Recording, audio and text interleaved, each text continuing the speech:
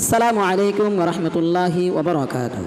সম্মানিত বাংলাদেশ সরকার, মানবতার সেবায় নিয়োজিত সকল সংস্থা এবং বিশেষ করে WP এর দায়িত্বশীল মহোদয়গণ, আজ আমরা নয়াপাড়ার রেজিস্টার্ড ক্যাম্পের অসহায় মানুষগুলো একটি নীরব আর্তনাদ নিয়ে আপনাদের সামনে দাঁড়িয়েছি। এই আর্তনাদ ক্ষুধার, এই আর্তনাদ বেঁচে থাকার, এই আর্তনাদ আমাদের অস্তিত্ব রক্ষার। এক সময় আমাদের সকলকে সমানভাবে $12 করে রেশন সহায়তা প্রদান করা হতো। সেই সহায়তাই ছিল আমাদের জীবনের একমাত্র অবলম্বন, আমাদের সন্তানের মুখে অন্ন তুলে দেওয়ার একমাত্র পথ।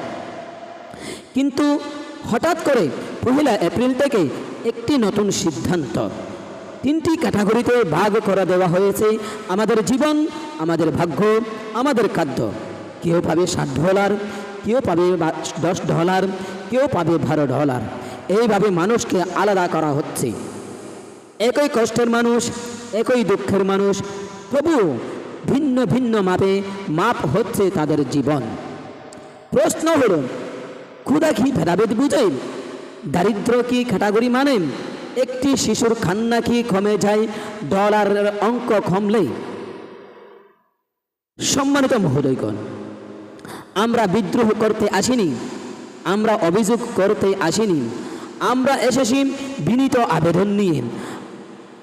আমাদের ভাগ করবেন না, আমাদেরকে আলাদা করবেন না, আমাদেরকে একই কাতারে রাখুন। আমাদের সকলকে আবার আগের মতো $12 করে রেশন প্রদান করুন। এটাই আমাদের ন্যায্য দাবি, এটাই আমাদের বেঁচে থাকার ন্যূনতম অধিকার। আজ পুরো রোহিঙ্গা জাতি এক কণ্ঠে বলছি, আমরা এক, আমাদের দাবি এক, আমাদের জীবন এক।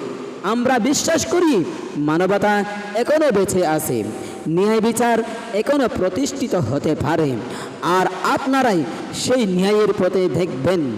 আল্লাহ আপনাদেরকে উত্তম সিদ্ধান্ত নেওয়ার তৌফিক দান করুন এবং আমাদের এই বিনীত আবেদন কবুল করুন। আসসালামু আলাইকুম ওয়া রাহমাতুল্লাহি ওয়া বারাকাতুহু।